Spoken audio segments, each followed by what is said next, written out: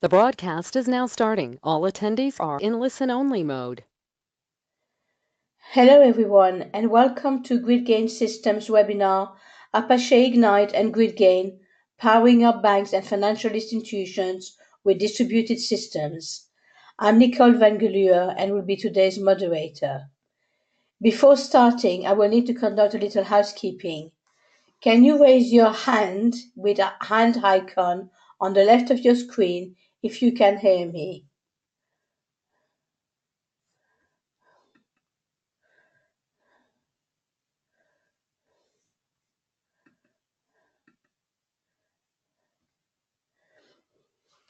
I see some hands, so we are good to go. On behalf of today's webinar presenter, thanks for joining us. I'd like to introduce our speaker for today. Akmal Chandri is a technology evangelist at GridGain.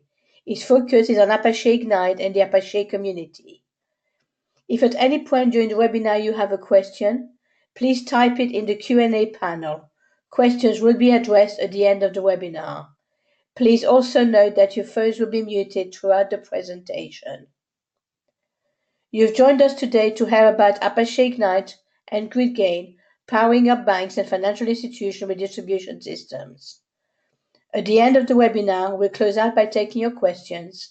With that, I'd like to turn things over to our product expert, Akmal Chandri.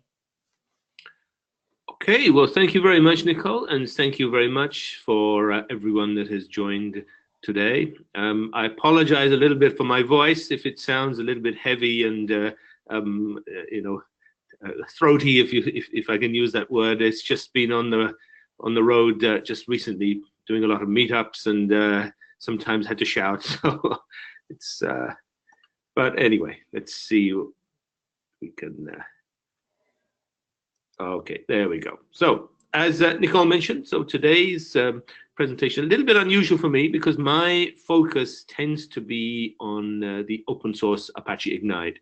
However, because we're going to do a case study and look at a specific customer a little bit later on, they are using some GridGain features, and therefore it's important to discuss those as well. So Ignite itself is a very capable technology, and there's a lot that you can do out of the box straight away.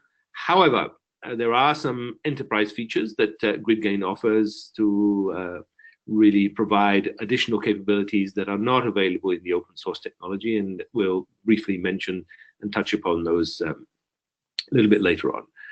Okay, so fairly simple agenda. I'm going to try and keep this presentation as short as I possibly can to give you back some of your time as well. And so what we'll do is briefly look at some of the requirements for financial services and how things are kind of managed today. Provide an overview of Ignite and GridGain as well. Okay, so I mentioned there's a few features that GridGain provides which are not available in the open source, so we'll touch upon those.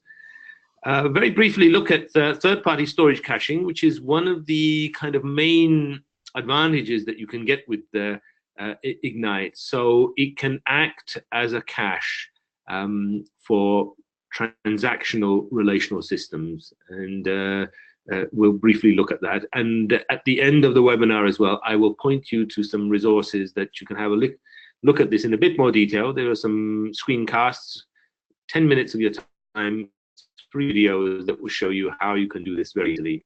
And then, of course, we'll look at a specific customer, Sberbank, okay, which is one of the largest users of Ignite and GridGain technology at the moment, and the kind of challenges that they've experienced and some of the ways that Ignite and GridGain is helping to solve those challenges. Okay, so let's briefly look at some of the needs of the sort of financial world and some of the types of requirements and processing that we see today. So many of you, if you've joined from the financial world, you will be very familiar with this terminology. So this notion of straight-through processing. So historically, you have this idea of a buyer and a seller and a contract, and it takes several days, hence this sort of T+3 idea, because these transactions within the financial world tend to be very complex. Okay, it takes a little bit of time to be actually sort through this and ensure that everything is correct. The books are correctly and everything's recorded correctly.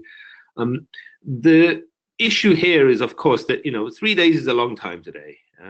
Typically, we want to be able to process things much faster, be able to do it the same day, or even less, within hours, if possible, or minutes, if that's feasible as well.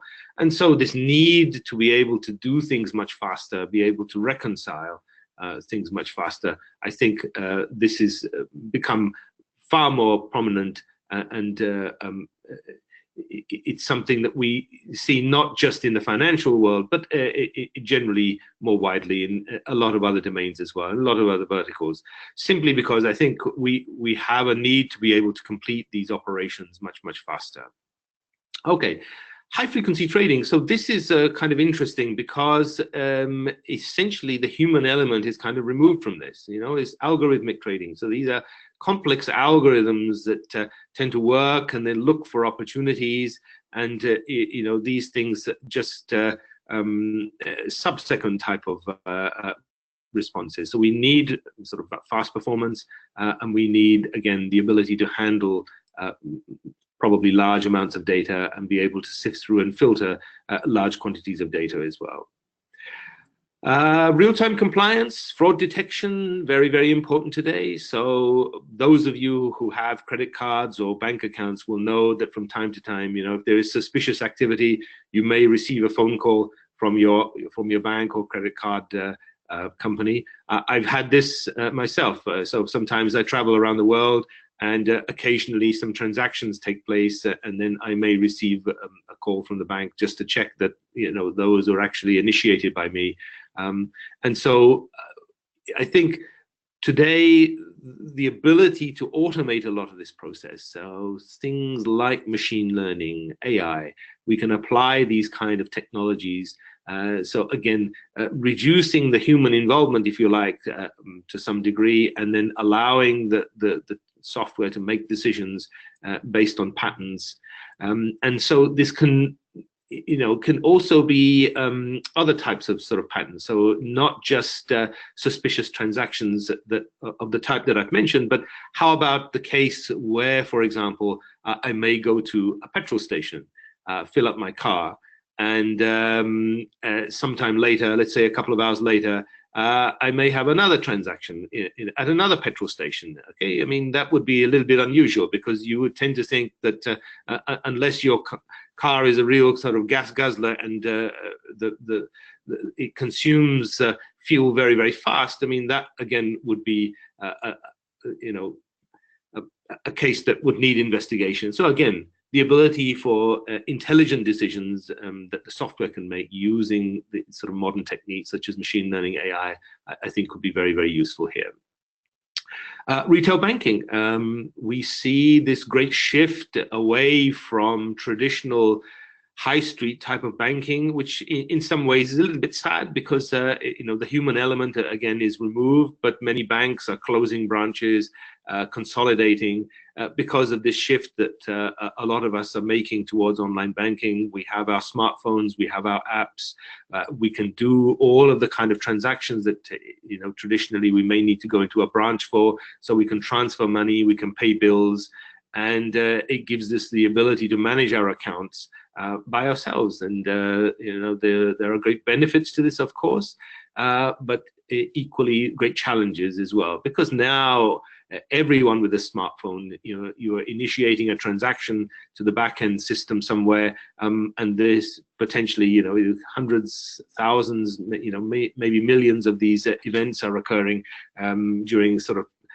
periods of time. There can be peak periods of time, and of course there are cases in the press just recently where some of the banks have had these outages, and that causes some issues as well for customers. So important that we realize that the world is kind of moving on, the nature of banking is changing, but equally technology must be robust and reliable and be able to handle the kind of loads that are being instigated by these type of sort of mobile applications.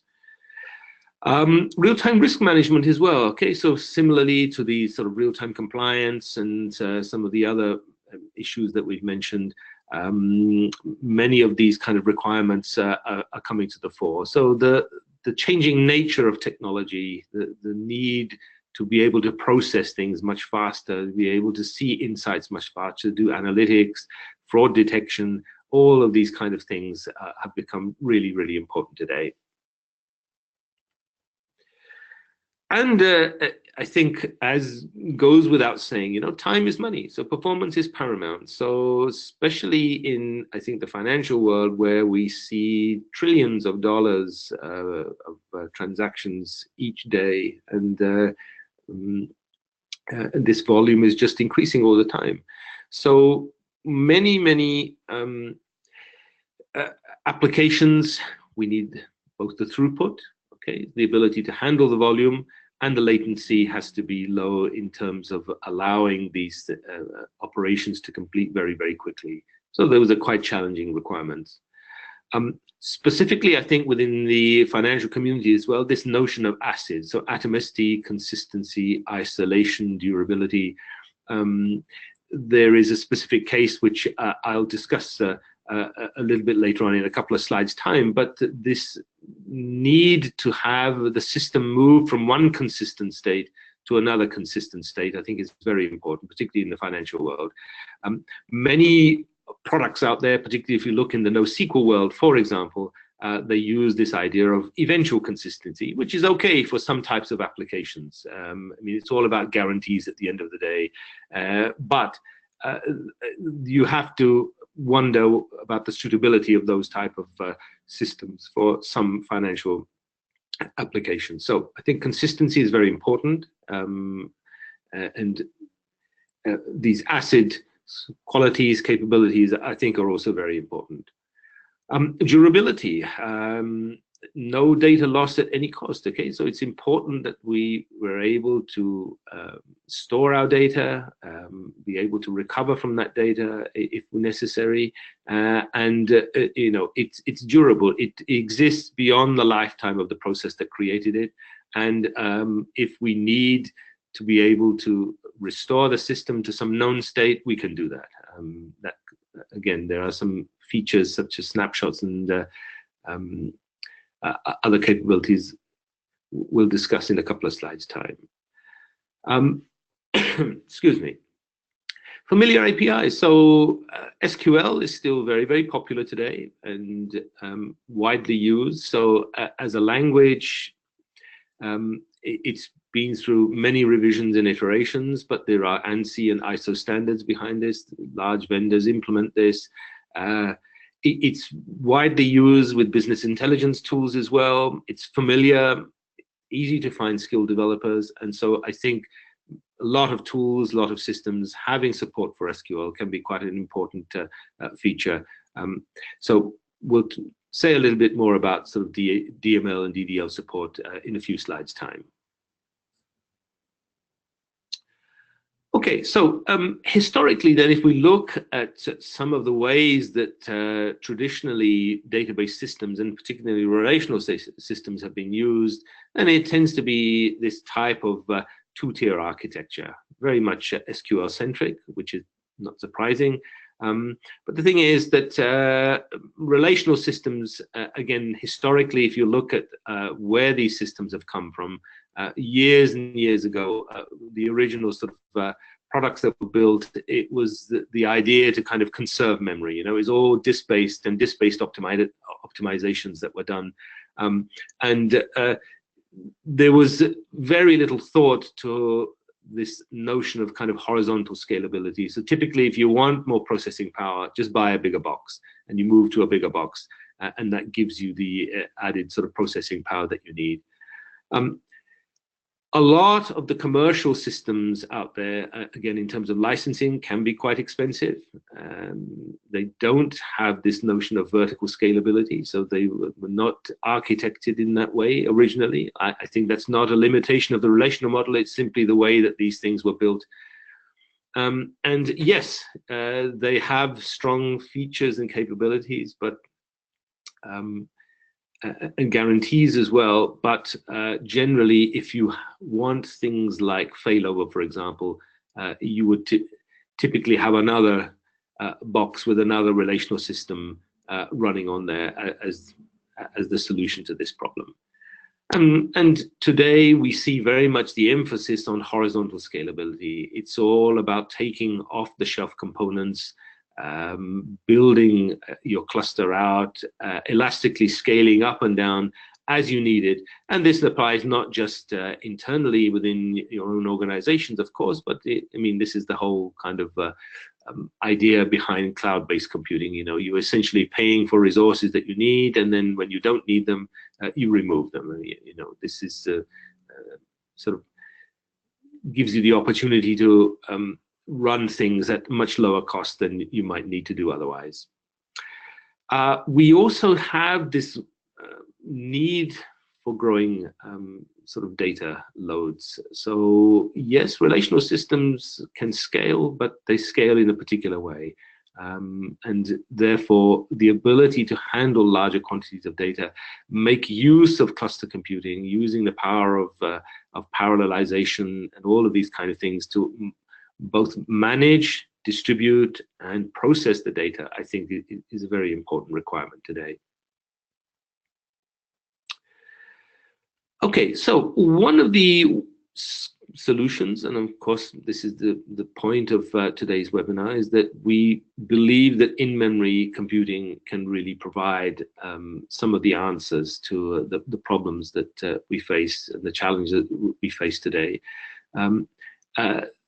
The benefits that we get running things at memory speeds, in-memory performance, okay? So this gives us great benefits. I mean, time is money, as we mentioned previously. Horizontal scalability, it's cluster computing. You can just add resources as you need it, elastically scale up, scale down as your requirements change.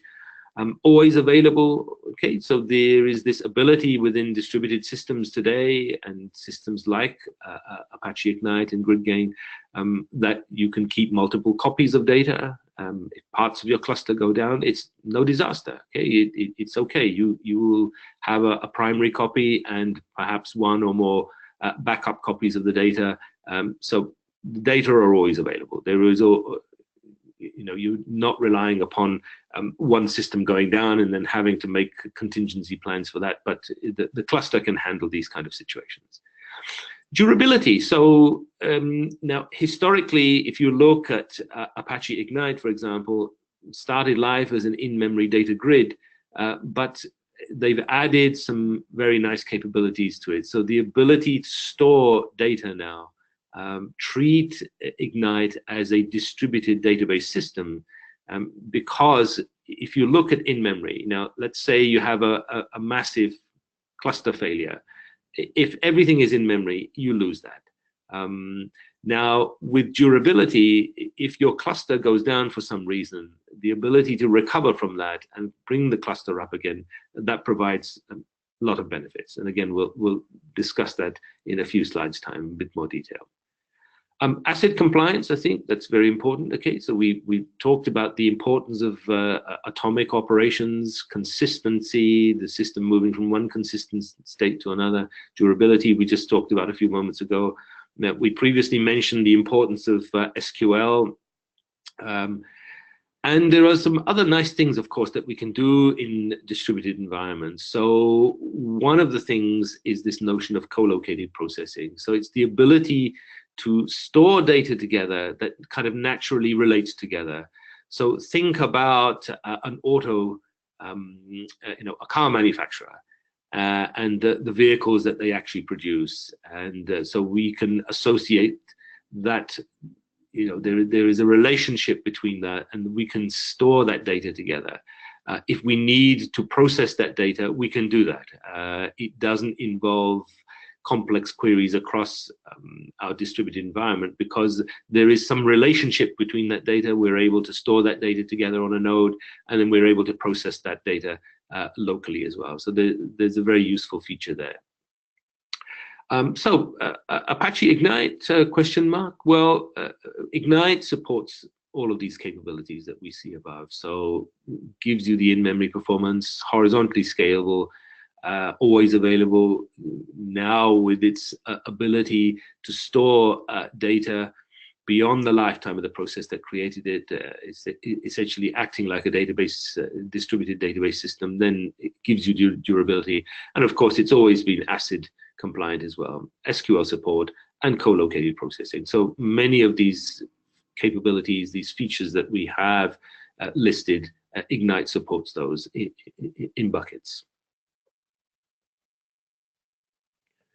Okay, so very briefly then, so I think it's important to make a distinction then between Ignite and GridGain. So Ignite is the open source technology hosted at the Apache Software Foundation, and it's a memory-centric, excuse me, distributed database caching and processing platform.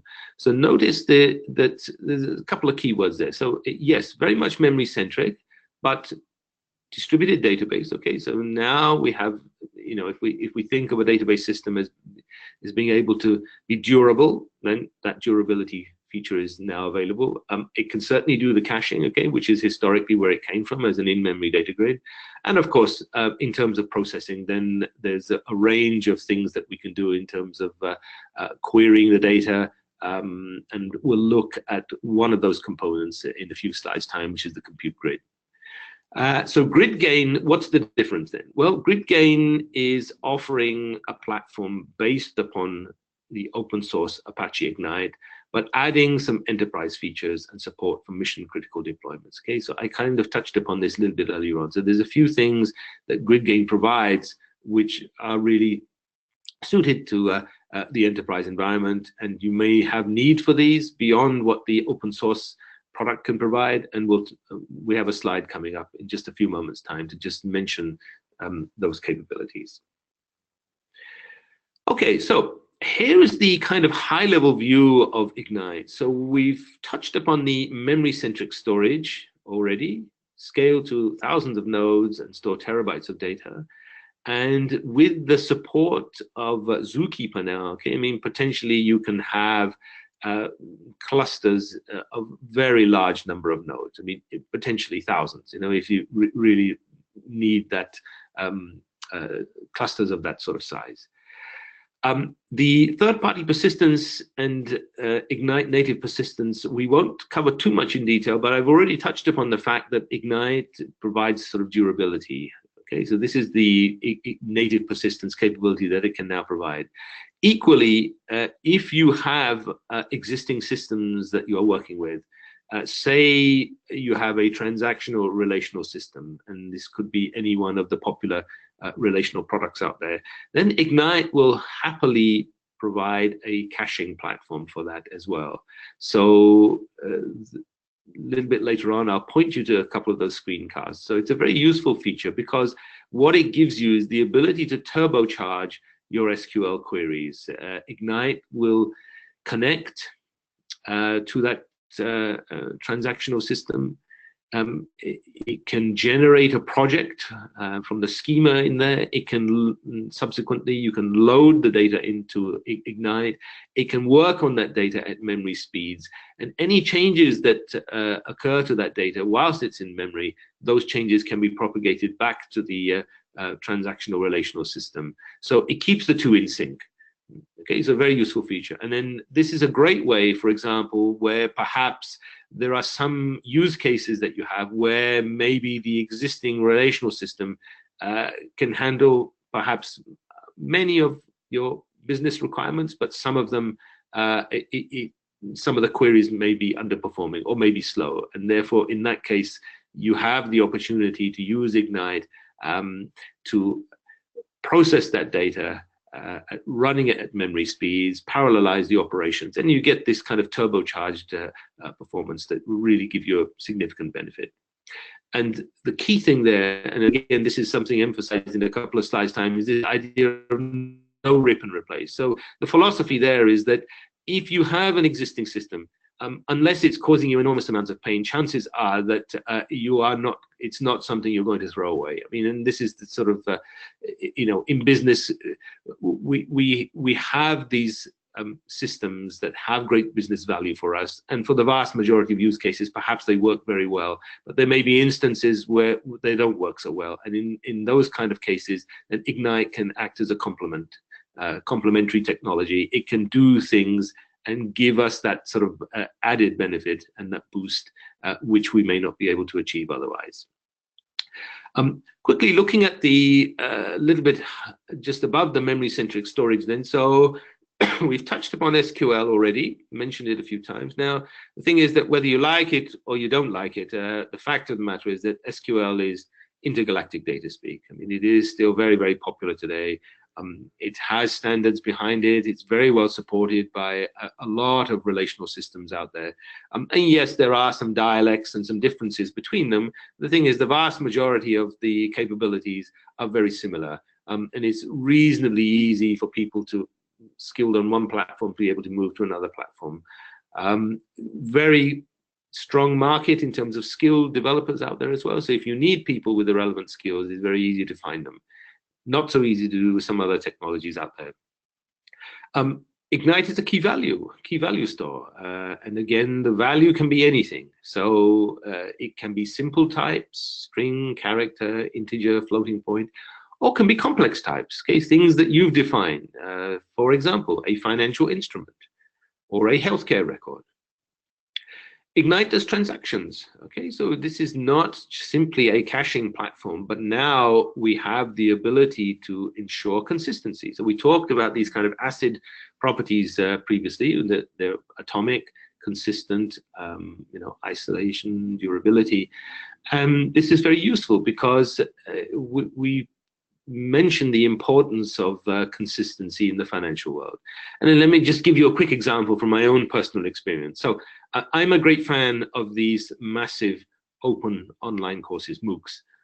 And so earlier this year, I was on the website for one of these vendors. There are quite a few of them, Coursera, EDX, many others. There's a particular course I happen to like, and I got my credit card out. I put the details in, hit the pay button, and it came back, the web page came back and said, there's an error. Okay, so I didn't think too much about it. It's an error, transaction didn't complete, it's okay.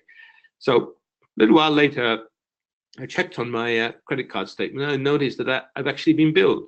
So I go to the merchant, they say, we haven't received the payment. And went to the bank and they said, this transaction is completed. Now, that is an example of a poorly designed system. That scenario should not occur because it's inconsistent now. Where's the money? The bank saying that I've taken this service and they've billed me, and the merchant saying they haven't received the money and I don't get to take the course. Now it's left to me to sort out this problem. So in the end, what I ended up doing was sending all the details of my correspondence that I had with the merchant to the bank. I filled in a form, they investigated, and subsequently I got a refund. Okay, but it took a little bit of time, and it's annoying for me because now it's my responsibility to sort out this problem. So that should not occur. So the thing is that if the transaction failed, I should not be billed. If it was successful, then I should be billed. Okay? It should be kind of an atomic thing. Either it happens or it doesn't happen, and either I pay or I don't pay. We can't have this situation where the merchant claims that they haven't received the money, but the bank claims that, yes, I have.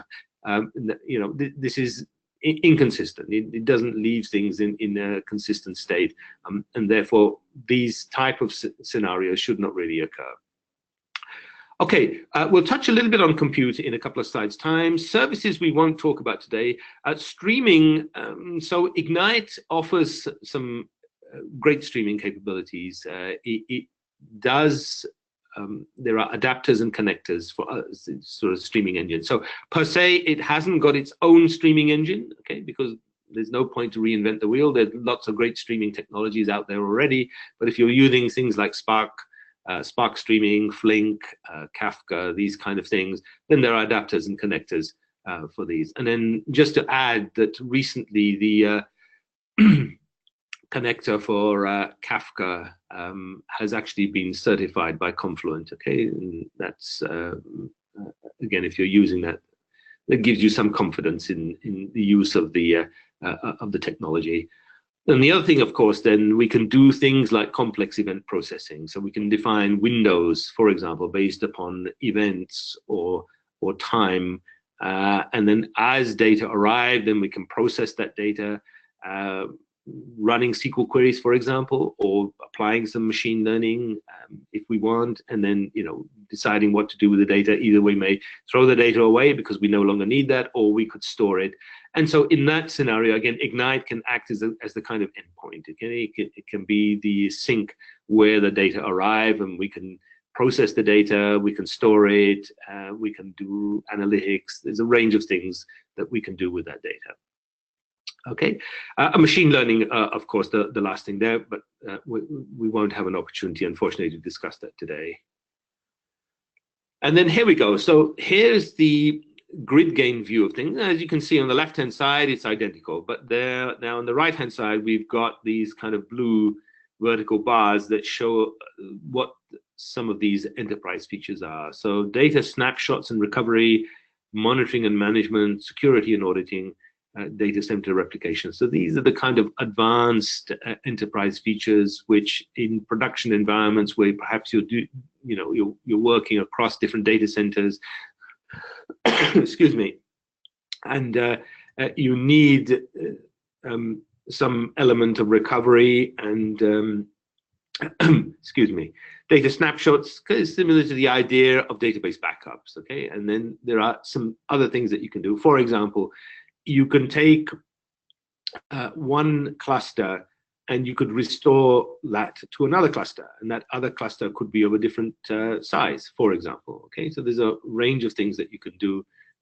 which in a production environment may be very important to you. And then what the specific customer will look at, Sberbank, for example, they've got several data centers distributed geographically. So in the event that one or even two have an outage or a failure, at least they'll still be able to stay online, with the third one. Okay, so this is something I briefly touched upon a couple of slides ago. We talked about this idea of no rip and replace. Okay, so automatic read through and write through, ANSI SQL 99, SQL. So Ignite has always had some level of SQL support, but really last year there was a tremendous effort to get this SQL 99 support. So DDL, DML support. And again, we've got a slide coming up very shortly to focus a little bit more on that. So again, I think from a business perspective, what this does, as I mentioned a few moments ago, is that often we have these existing systems that provide significant business value to us, but it's not feasible to replace these or remove these, but perhaps there are cases where we can use something like Ignite or GridGain to enhance those capabilities, be able to give us that performance boost that we need for certain types of processing, certain queries, and we can do that very easily. Using the power of the cluster, using this sort of parallelization, if you like, and elastically scaling up and down as we need, and utilizing memory really efficiently for these type of operations. So great benefits there that we can achieve. Okay, so let's drill down a little bit further then and look at specific customer that's using not just the open source, but beyond some of those GridGain features that I touched upon very briefly a couple of slides ago there, and look at how they've really met some of these challenges. Okay, so this is a large bank, thousands of branches, and it's if you look at the logistics here, so they have a presence across quite a few countries as well, and geographically, again, you can see there's quite a sort of challenge there. Traversing 11 time zones, that's quite an issue, because then keeping things in sync managing transactions, ensuring that things are done in a timely manner. I think all of these things are going to be quite a challenge. So geographical distribution, I think, is always going to be an issue. So the problem was, what they're seeing is a little bit about what we discussed previously. You know, this move to online banking, mobile banking, people doing things and managing their accounts, which we've seen a shift towards. That poses a whole range of issues and challenges. You know, how to provide the infrastructure and the technology to be able to manage this type of requirement today.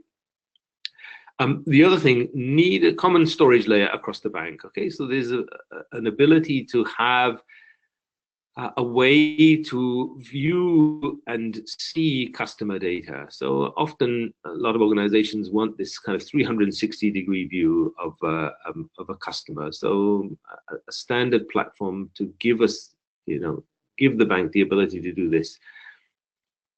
We'll say more about that in a few moments, okay? The other thing is that in terms of their existing storage requirements, the database requirements, high licensing costs, and you know, these are things that a lot of organizations face today. Of course, there are open source options out there as well, but in this particular case, the bank decided, based upon some of their needs and requirements, that, you know, Ignite and GridGain was a very good fit. So the other requirement is high availability. So it's 5 nines. Okay, so that's quite extreme. And what they wanted to do was to re-architect their system to be able to accommodate many of these new requirements. Okay, so it's effectively starting from the ground up and building these new systems using Ignite and GridGain capabilities. I kind of touched upon the number of data centers. So they've actually got a number of data centers across the world, lots and lots of servers, huge amounts of data that are kept in memory. So 1.5 petabytes of data in memory. And then one of the capabilities that you get with Ignite, we touched upon this a little bit earlier on. So in-memory systems are great to a point, okay? But if your cluster goes down, then you're faced with the challenge of having to reload all of that data, you know, as you bring your cluster up. Now, if the system can persist data, and it can store that data, and each node has its own kind of small part of the overall data, and you can bring that cluster up much, much faster, okay? So the ability to recover from disk rather than having to reload the data, that provides significant benefits. And one of the SLAs that they have is to be able to do that within a matter of minutes, which I think, using the traditional approach of trying to reload the data back in, you know, if you think about 1.5 petabytes now, that may not be sort of doable, simply not doable within the time frame that they have in mind. You may have heard of this particular supercomputer, Cheyenne, and so their cluster is comparable to this particular supercomputer. So this one, and you read more about it in the hyperlink there. So 4,000 nodes, 300 terabytes of RAM, 50 petabytes of disks. Okay, so it's very, very similar in terms of architecture and the size of the data and the sort of cluster that the bank has actually built. Okay, so challenge number one then. Okay, so let's look at these, drill down a little bit more into these 5 sort of main areas. So at the moment, what they have is that each server is equipped with a terabyte of RAM. So that's useful to a point, but again, given the volume of data that they deal with, obviously what's happening here is that not all of the data are being loaded. Okay, so data are being loaded that are required for processing, and again, having some of that data or largely most of that data persisted, but then page in what you need is a kind of a good approach here. Rather than attempting to keep everything in memory, which you would need a lot of RAM to be able to do, but to be able to utilize RAM more efficiently and be able to store what you need and then just retrieve what's required. I think this is a very useful option. On heap is not an option. Off heap is primary storage, so they are using the storage capability here to principally store most of the data. Just page in what's required, okay? And then architecturally, if we look at Ignite and GridGain's durable memory, I mean, here is the kind of big picture that we have, okay? So on disk, then we have all of the data. Now, on the right-hand side, it says store superset of data. So perhaps superset is not really the right word. I mean, what we can say is that all of the data are stored on disk. Some of the data then are paged into memory. That, I think, is a better way to phrase it. This durable memory, because the Ignite has its own memory management system, and being a Java-based product, as you know, that one of the issues with Java is then this idea of garbage collection, which kind of gets problematic once you have large amounts of memory and can impact performance. So that has been minimized as much as possible within Ignite. And so it removes these noticeable garbage collection pauses. Ignite, with its own memory management, will take care of the rest of that. Okay, so yes, there's still some element of that involved here, but it's been reduced as much as possible. Because now we're able to persist data on disk, so if we look at the left-hand side, full transactional write-ahead log, instantaneous restarts. We kind of briefly touched upon the instantaneous restarts a few moments ago, but if you're familiar with the way that database systems work, then you know that logs provide recovery mechanisms. So Ignite uses a write-ahead log, so updates are not done in place, okay, because that would be expensive. So they're written to a write-ahead log. From time to time, then those changes are flushed. The log is reduced in size, okay, and then we can proceed from there again. So we've got a slide coming up as well that discusses a little bit more about this. The other kind of benefits that we get then, predictable memory consumption, automatic defragmentation as well. So again, keeping the memory in check and ensuring that we've always got sufficient memory for operations. And again, because of its own memory management system, we get some of these benefits along with that as well. Okay, so instantaneous restarts, or perhaps put it another way, very fast restarts. Let's say it that way. I think instantaneous is a little bit too kind of extreme. So the key thing here is that the bank has a particular requirement.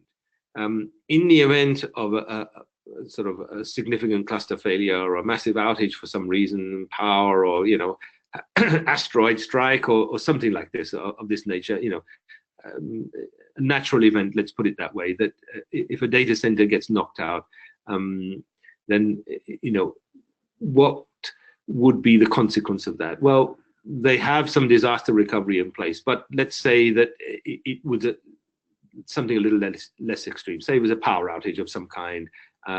So let's say the cluster has gone down, that power has been restored. How can we bring the system back up? Well, they have a fairly stringent SLA of under 5 minutes to be able to get things up and running again. So that means that, of course, that what we previously discussed a few moments ago in terms of reloading data is no longer really an option. Okay, so the ability to persist data, bring that cluster back up again. Each node then is responsible for its own part of the data database, and then that gives us a much more a better mechanism to be able to bring a system up to a running state again. So the second point there really cannot wait for data loading. Okay, so it's too expensive. It's going to take too much time. It's an expensive operation to perform, and it probably won't meet this particular sort of SLA of 5 minutes. And if you've got terabytes of data, or even petabytes, there's a large quantity of data. Kind of physics is against us. I mean, that's the way things are. There's a limit to how fast we can load things in, even using the fastest sort of technology that we might have. So need to operate from disk. So we talked about this previously. So the data exceed the amount of memory that we have on each server, and therefore it's necessary to ensure that large parts of that data are already stored on disk, and then we just page in what we need, as we discussed in sort of the previous slide, where we talked about the superset of data being all stored. So essentially, all of the data are stored on disk. Some of that data then is paged into memory and utilized as necessary. Okay, and so here's a very sort of high-level architectural sort of view of the persistence mechanism. So we have operations being performed in memory. So we may have an update operation. Transparently, as a developer, I think it just requires sort of one line of code to add the persistence capability to Ignite or GridGain. The data can be persisted. Okay, we talked about the write-ahead log. Okay, so it said doing in-place updates is expensive. So this is a good alternative, that these changes are added to this log, and periodically these changes then they're flushed to disk, these dirty pages as they're called, and then the log is shrunk. Another useful capability is this notion of checkpointing. Okay, so each node again has a series of partition files as well. So in the event of failure, again, it manages its part of the overall database.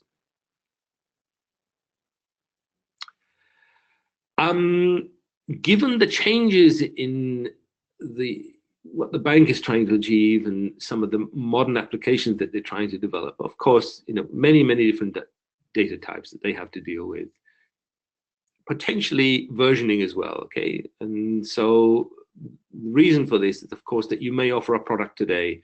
A year later, you may offer another product, which is kind of a derivative of what you're offering today, but you may need to keep information about the existing product that you had. And therefore, there is an ability to change what you have, but you historically, and perhaps for legal reasons or other reasons, you may need to keep information about older products. You can simply version from one to the next, but you need to keep that information. That's important. Fast replication and partitioning.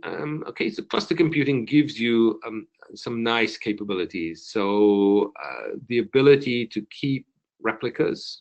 You have a primary copy. Okay, potentially one or more backup copies. I think it's fairly usual in distributed systems to have at least one backup copy. So in the event that the primary goes down, you can still run queries on the backup. And again, the ability to partition data, perhaps based on some association that data has with other data, or geographically, or if you look at some of the issues now there are around sort of GDPR compliance, for example, the requirements that the European Union imposes and where the data are kept, for example, and so these kind of sometimes legal and other requirements can be quite important. Distributed SQL joins. So the SQL support we talked about a little bit earlier. Now, the thing is that in a distributed environment, of course, and if you're familiar with the way that relational systems work, joins are the most expensive operation in a relational system. You want to try and minimize those as much as possible. You can do this through co-located processing. That's a very useful feature. So you store the data that's naturally associated together. We talked about this a little bit earlier, some examples of how this could work. But still, sometimes you may need to run some type of join operation across your cluster. And you can do this. I mean, it won't prevent you from doing this. It's something that architecturally you have to think about. And obviously, there will be some overhead to do that. Potentially, but if the volumes of data you're dealing with are fairly small, then this could be a very, very useful capability, and the bank has some need for this. So we talked about the SQL support, so SQL 99. So all of this DDL, DML, select, update, insert, etc. All of that is supported. Indexes on RAM or disk, so primary and secondary indexes. Again, for you as a developer, it's transparent. Okay, so the system again manages these for you, so whether it keeps them in memory or keeps them on disk. And of course, indexes, as you know, are great accelerators in terms of improving performance. Dynamic scaling, we touched upon already, the ability to scale, elastically scale up and down as you need more server or more processing power. And the other thing here is that, of course, Ignite has kind of top level, tier 1 level support, I guess you could say, for 3 principal languages, and that's Java, .NET, and C++. So SQL support directly supported there. But if you're working with other languages, then you can access using JDBC and ODBC. There's a REST interface as well, quite a useful one. Unfortunately, there's a web console that actually utilizes this REST interface as well, and you can directly execute SQL queries within that and connect to Ignite, which can be reading data from a relational system. And again, I'll point you to the screencast for that, and you can have a look at how that's actually done in practice just at the end of the webinar. Compute grid. Okay, so if you're familiar with the way that MapReduce works or fork join, then this should be very familiar. So the idea is that work comes in from the left-hand side, compute, and again, it's cluster computing, so load balancing, automatic failover, all of the things that you would expect are supported. It utilizes the resources. In this case, we happen to have 2 nodes available, so the work is divided between these 2. The result is sent back, it's combined, and in this case, because these 2 nodes on the right-hand side are of equal processing power and equal capability, it's done in half the time here. One very useful feature there, which is, you can see labeled on the right-hand side, is this zero deployment. So this idea is very useful. Peer class loading. So particularly useful in test environments, for example, where you may be modifying code, testing out different algorithms, for example, or let's say you're trying to do some type of machine learning as well. Potentially, this saves a lot of time because you don't have to keep bringing the cluster down and bringing it back up again just because you have changed some code. So Ignite automatically pushes out these changes to the cluster, and you can utilize them immediately. Now, obviously, in a production environment, you want to be a little bit careful there because you don't want ad hoc code changes to be pushed out to the live system. We are human, we make mistakes. Developers make mistakes. Code can go awry. It can go wrong. It may do operations that were unintended, and therefore, it's a very powerful feature, a very powerful capability, but used with care, okay, and used with caution.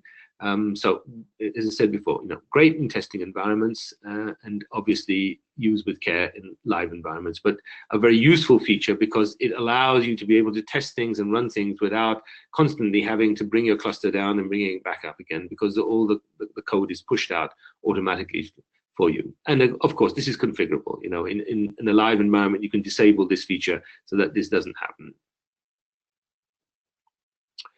Okay, so almost finished then. So a couple more things then. So need to back up data, consistent data restore on different cluster. We talked about the restore on different cluster. So backups and snapshots, this is kind of the advanced GridGain offering.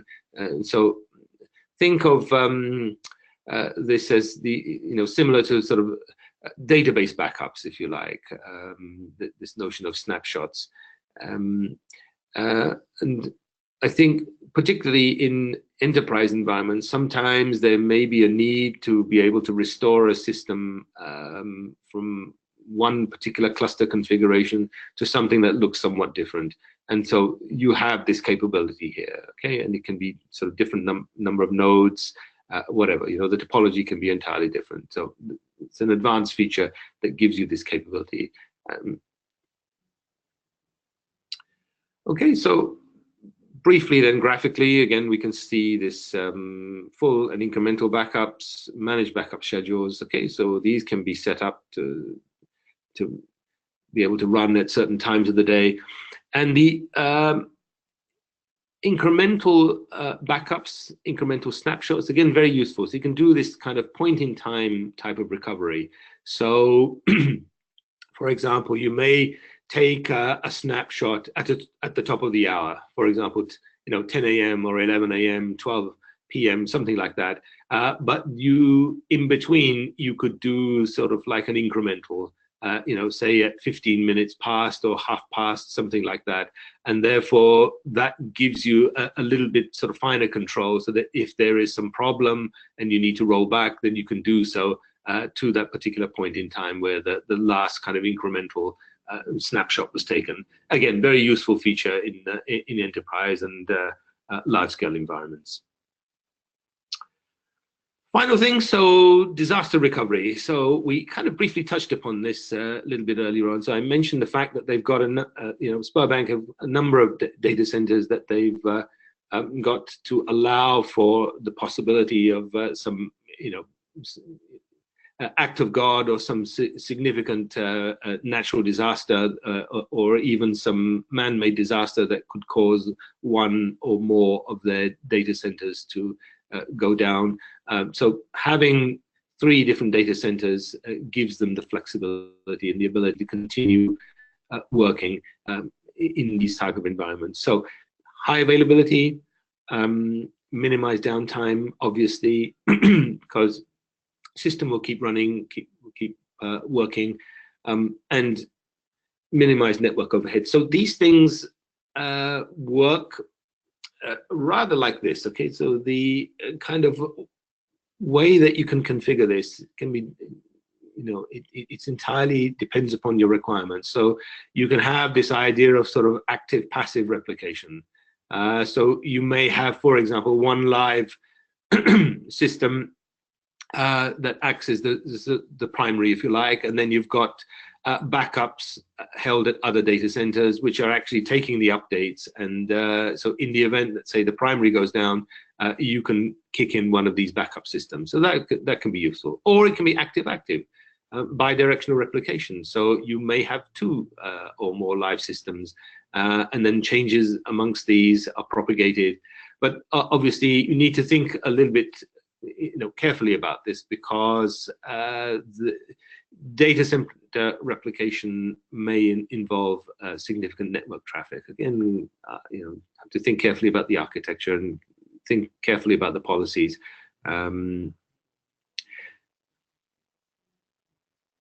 Okay, so I think, let me just stop here and see where we are. So we are almost at the top of the hour. So very briefly then, let me show you what I promised I would show you. So this is the ignite.apache.org. And if we look in the top right here, screencasts, okay, so if you go here and just scroll down to the bottom, there we go, Ignite Web Console, automatic RDBMS integration, okay, so 10 minutes of your time, it will show you how to do that mapping from a relational system, be able to take that data, load it into Ignite cache, run operations on that cache using SQL if you want, or Java or whatever else, and then it will keep that in sync with the backend relational system.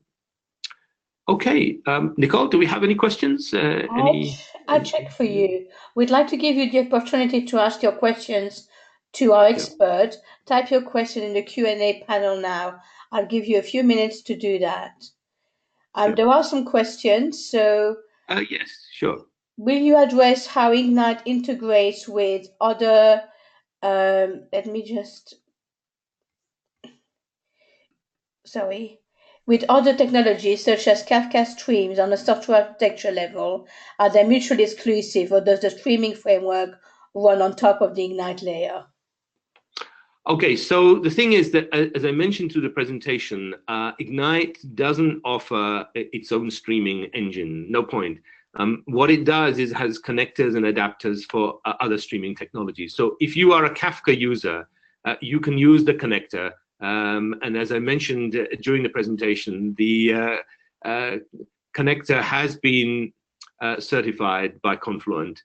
So that's, gives you some degree of confidence that yes, this is actually going to work very well with Ignite. So Ignite kind of acts as the endpoint, if you like. So it will certainly take the stream of data that's being sent through, and then once the data arrive, you can process that and manage that. And I think we should have a link upon for this. And there was a recent announcement on the GridGain website and in the press, certainly as far as the Kafka technology was concerned. I hope that's a reasonable answer. Thank you, Akmal. We have another question here regarding the Sberbank case study. If you have to persist all the data in order for it to be retrieved in a couple of minutes, in case the grid goes down, how do you do this in order not to lose the advantages of fast memory computing?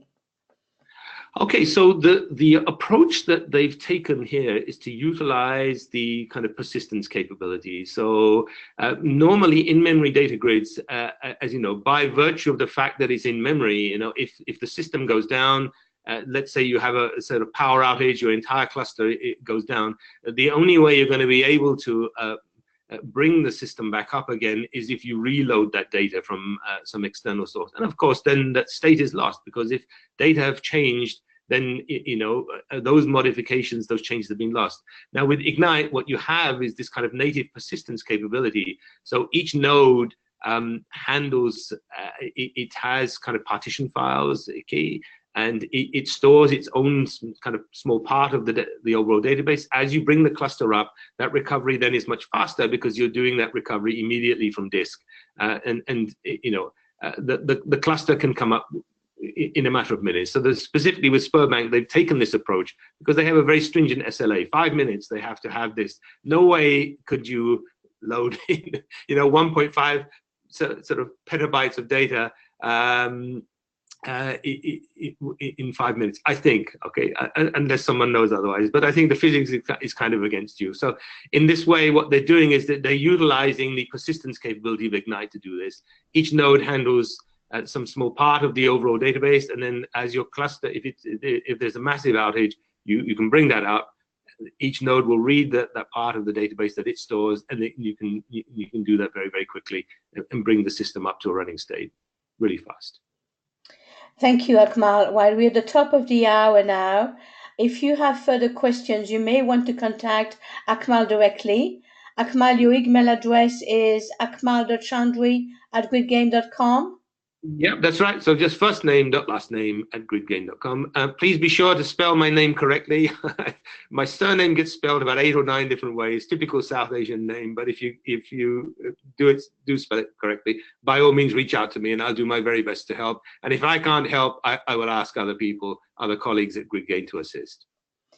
Well, special thank you to our speaker today, and thank you to each of you for joining us and your participation. Have a wonderful day. Yeah, thank you. Bye-bye. Yes, it's been...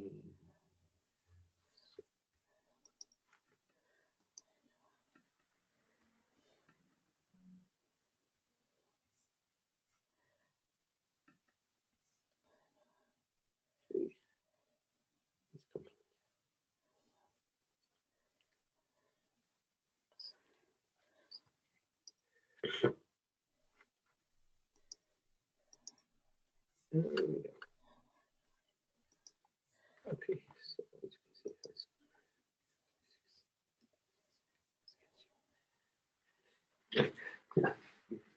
yeah, 1.5.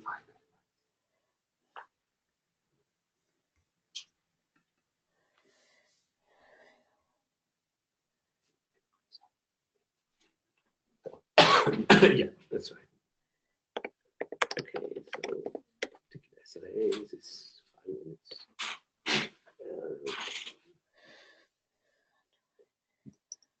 Yeah.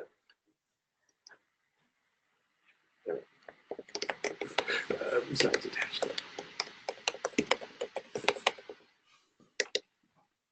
Yeah, what kind of physics is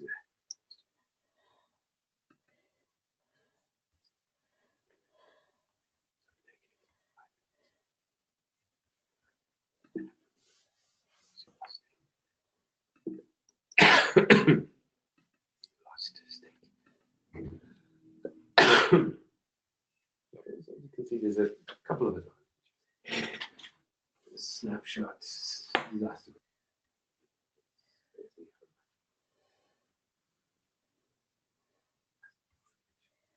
Right, so there's a couple of ways. There's a couple of ways. Right, so what we have is it's certified. Okay, so we have, it doesn't